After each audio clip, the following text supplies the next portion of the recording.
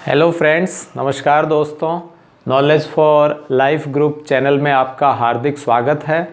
Previous video में दोस्तों आप पढ़ रहे थे गॉस के नियम और उसकी एप्लीकेशन। तो गॉस के जो एप्लीकेशन है दोस्तों, 2 या 3 भी हम कह सकते हैं, वो आपने इजीली क्लियर कर ली थी। एक तो सबसे पहले कंडक्टिंग स्फेरिकल सेल, चालक गोलीय कोष, और फिर आपने चालक गोला, ठीक है, कंडक्टिंग स्फेयर, फिर आपने नॉन कंडक्टिंग स्फेयर, अचालक गोला। इन सब के लिए इलेक्ट्रिक फील्ड इंटेंसिटी, विद्युत क्षेत्र की तीव्रता, आउटसाइड बाहर की तरफ, सरफेस सतह पर, और इनसाइड अंदर की तरफ, ये आपने मेज़र कर ली थी। ध्यान है आपको, लिंक डिस्क्रिप्शन में मिल जाएगा, उसमें आप इजीली समझ लीजिए। वो आपको काफ़ी हद तक ध्यान है तो आगे वाले जो हम पढ़ेंगे टॉपिक वो भी आपको इजीली क्लियर हो जाएंगे। आज हम दोस्तों एक विद्युत क्षेत्र की तीव्रता, फिर से इलेक्ट्रिक फील्ड इंटेंसिटी मेजर कर रहे हैं, और एक हम इनफाइनाइट वायर ले रहे हैं या इनफाइनाइट कोई ना कोई बॉडी ले रहे हैं, कोई ना कोई सिस्टम ले रहे हैं जो इनफाइनाइट तो है, साथ ही साथ एक लीनियर है।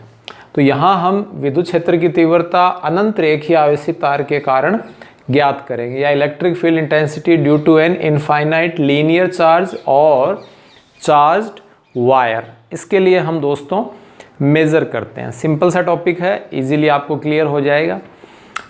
तो दोस्तों इसमें हम इसको डिवाइडेड इनटू 2 पार्ट्स, 2 भागों में हम विभक्त कर लेते हैं। सबसे पहले विद्युत क्षेत्र के दिशा का निर्धारण, और फिर उसके बाद में हम लेंगे विद्युत क्षेत्र के परिमाण का निर्धारण। तो यहाँ हम आज दोस्तों इसकी डायरेक्शन है उसको हम मेज़र करेंगे कि इलेक्ट्रिक फील्ड की जो डायरेक्शन है वो किस तरफ होगी। एकदम डीपली और प्रॉपरली और अच्छे से इसको स्टडी करेंगे। हर एक पॉइंट से आपको वाकिफ़ करवाने का मैं प्रयास करूँगा। तो इसको सबसे पहले आज हम दिशा का यानी कि डायरेक्शन का, और नेक्स्ट जो वीडियो है उसमें हम मैग्नीट्यूड का कोई ना कोई फार्मूला ईजाद करेंगे। तो सबसे पहला जो यहाँ पॉइंट है दोस्तों, ए में हम ले लेते हैं विद्युत क्षेत्र की दिशा का निर्धारण। विद्युत क्षेत्र की दिशा का निर्धारण, दिशा का निर्धारण, determine of direction of electric field, विद्युत क्षेत्र की दिशा का निर्धारण। ये हम दोस्तों यहाँ ले रहे हैं, सिंपल सा टॉपिक है। तो इसके लिए हम क्या करेंगे, इसकी जो थ्योरी है दोस्तों, जो भी इसकी लैंग्वेज है वो सारी की सारी आपको लिंक में डिस्क्रिप्शन में मिल जाएगी। हिंदी मीडियम वाले बच्चे और इंग्लिश मीडियम वाले बच्चे दोनों के लिए ही, तो उन सभी दोस्तों के लिए हिंदी और इंग्लिश दोनों में ही लैंग्वेज आपको मिल जाएगी।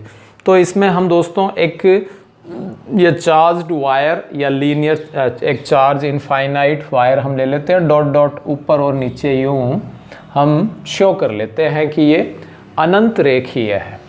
अब हम इसको चार्ज, इसकी आउटर साइड ये इस तरह से हम शो कर लेते हैं, और ये सारा का सारा चार्ज जो है दोस्तों यूनिफॉर्म है, ठीक है। यानी कि ऐसा नहीं है कि ये 5 माइक्रोकूलम है तो ये 6 है, ये 7 है, नहीं, सभी का सभी जो चार्ज है वो यूनिफॉर्म है, समरूप है, ठीक है। कैसा है? समरूप है, चार्ज समरूप है, यूनिफॉर्म है, ठीक है दोस्तों। अब हम ये इसका कोई भी एक पॉइंट ले लेते हैं, मान लीजिए ये O पॉइंट है इस वायर पर, और इससे R डिस्टेंस पर यहाँ हम पॉइंट P ले लेते हैं, और इस पॉइंट P पर इलेक्ट्रिक फील्ड इंटेंसिटी की डायरेक्शन मेजर करेंगे, ठीक है। We here determine to direction the electric field. तो इस इलेक्ट्रिक फील्ड की डायरेक्शन के लिए हम दोस्तों क्या करें, इसको हम ऊपर की तरफ और नीचे की तरफ, ठीक है, वायर को हम L लेंथ डिस्टेंस वायर पर हम यहाँ एक छोटा सा इनफाइनाइटेसिमल लेंथ ले लेते हैं, यानी कि लंबाई अल्पांश हम यहाँ इस वायर को कट कर लेते हैं। एक छोटे से पार्शियल जो लेंथ है उसमें हम इस वायर को, चार्ज्ड वायर को हम छोटे छोटे वायर में डिवाइड करके हुए मान लेते हैं। तो यहाँ ये जो एक छोटा सा इनफाइनाइटेसिमल लेंथ है, इसको हम दोस्तों कह देते हैं डेल्टा L1, और इसमें जो चार्ज है वो है दोस्तों डेल्टा Q1।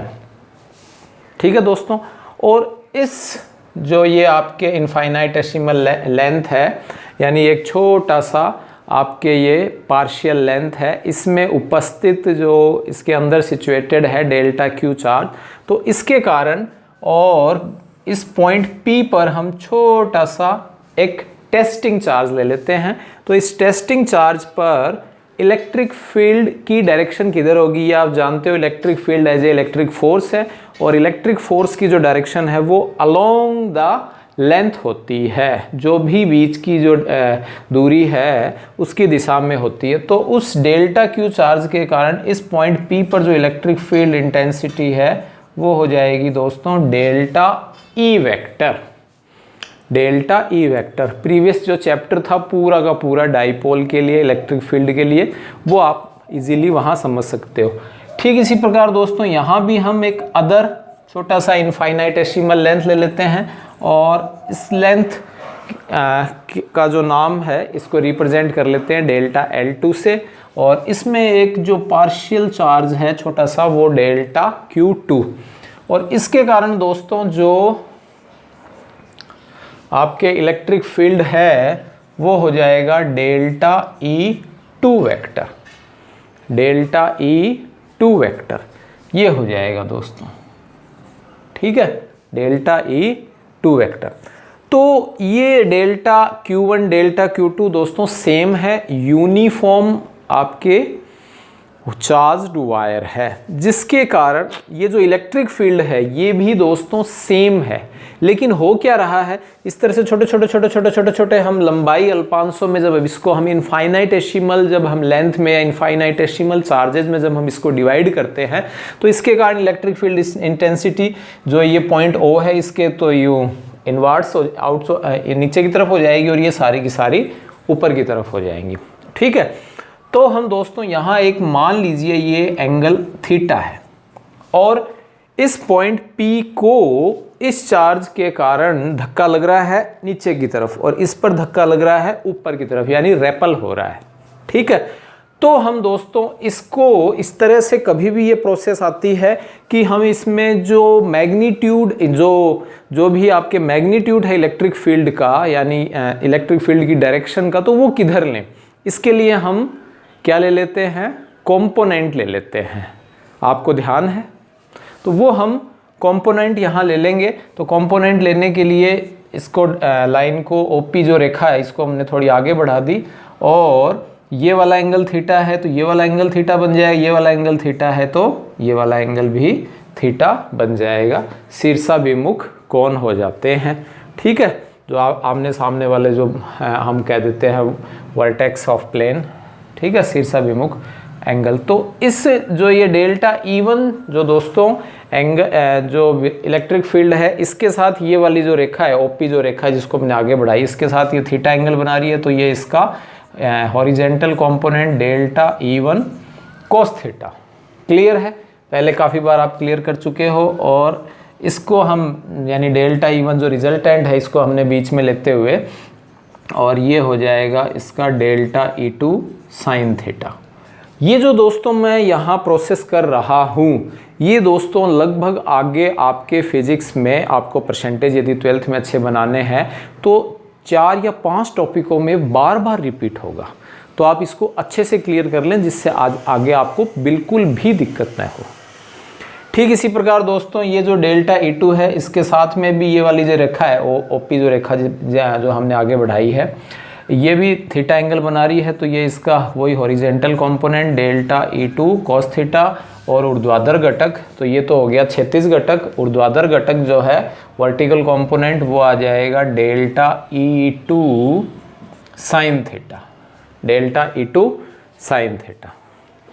क्लियर दोस्तों, तो इस तरह से आप देख रहे हो ये जो डेल्टा E1 और delta E1 delta E1 sine theta और डेल्टा E2 साइन थीटा दोनों के दोनों इक्वल हैं, क्योंकि जो चार्ज हैं वो इक्वल है, इलेक्ट्रिक फील्ड भी इक्वल है, और जो वर्टिकल कंपोनेंट है, ऊर्ध्वाधर घटक है, वो परस्पर बराबर और विपरीत होने के कारण निरस्त हो जाते हैं।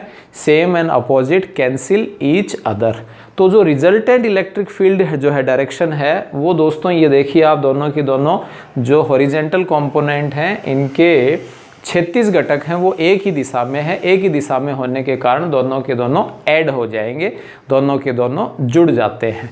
तो दोस्तों जो इलेक्ट्रिक फील्ड की डायरेक्शन है वो इस इनफाइनाइट लीनियर वायर के लिए इस वायर के तो परपेंडिकुलर हो गई, या ओपी जो ये आपके वायर है, ओपी जो लेंथ है इस ओपी लेंथ के अलोंग द डायरेक्शन हो जाती है। तो अलोंग द डायरेक्शन लें तब तो ओपी लेंथ, और परपेंडिकुलर लें तब हम वायर के ले लेते हैं। तो दोनों ही प्रकार के हैं कि ये जो अनंत रेखीय तार के लंबवत विद्युत क्षेत्र की दिशा होती है, या विद्युत क्षेत्र के लंबवत जो ओपी रेखा है इसके अनुदिश होती है।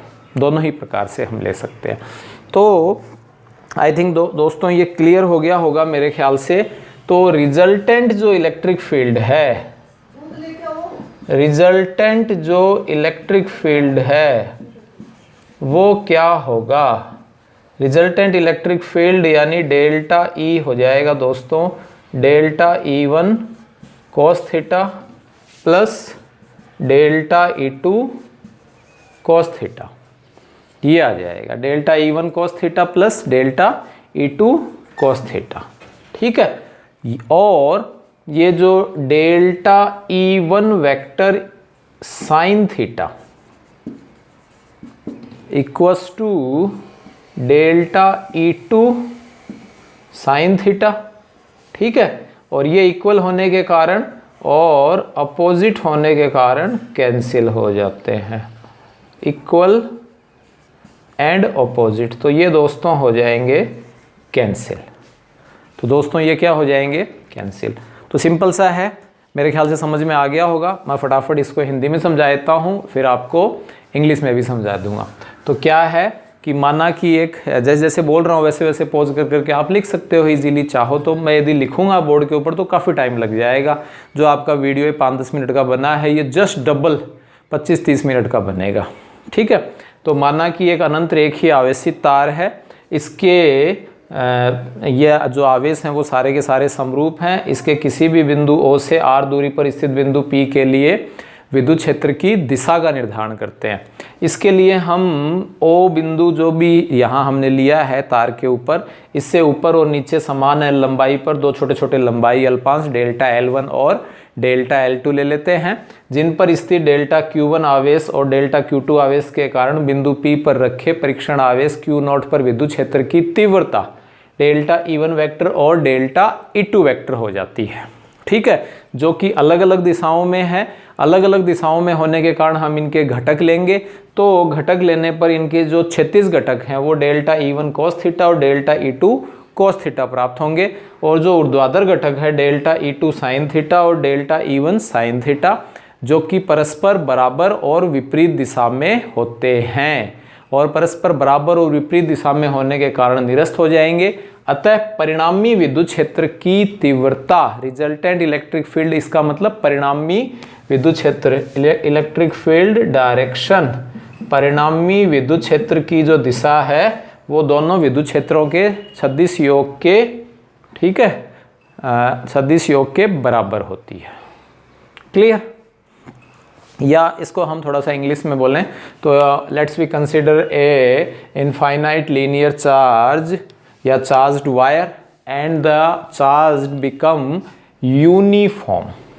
ठीक है, and we have take the direction of electric field on point P from the distance of R of O point. So we have take on point P a testing charge, and the charged wire divided into a infinitesimal length, delta L1, delta L2, delta L3, delta Ln and so on, and on the infinitesimal length, on the partial length, the charges become delta q1, delta q2, delta q3 dot dot dot qn. And due to the delta q1 and delta q2 charges, the electric field on point P, delta E1 vector and delta E2 vector, and they are become different direction, opposite and same direction, no, different direction. So we take the component, the horizontal component delta E1 cos theta and delta E2 cos theta of delta q1 and delta q2 charges, ठीक है, and the vertical component delta E1 sin theta and delta E2 sin theta. The vertical component are equal and opposite, so they are cancel out, या cancel each other. So yeah, therefore the direction of resultant electric field is the sum of horizontal component. The resultant of the direction of electric field is the sum of horizontal electric field. So conclude, we can say the direction of electric field perpendicular to the charged wire, the infinitesimal infinite linear charge, or in another language it's become the direction of OP, which the electric field direction along the direction of OP, length R. I hope आपको ये video दोस्तों clear हो गया होगा, simple सा है, यही process बार बार करेंगे आगे 4-5 टॉपिकों में। अभी हम नेक्स्ट 2 टॉपिक इसी के अंदर और पढ़ेंगे। एक लेंगे हम प्लेट लेंगे, 2 प्रकार की, कंडक्टिंग और नॉन कंडक्टिंग प्लेट। उसमें भी दोस्तों यही प्रोसेस है, थोड़ा कम समझ में आए तो वहाँ बिल्कुल क्लियर हो जाएगा। इंटरेस्ट लीजिए, ठीक है, लाइक शेयर और सब्सक्राइब कीजिए। Thanks for watching.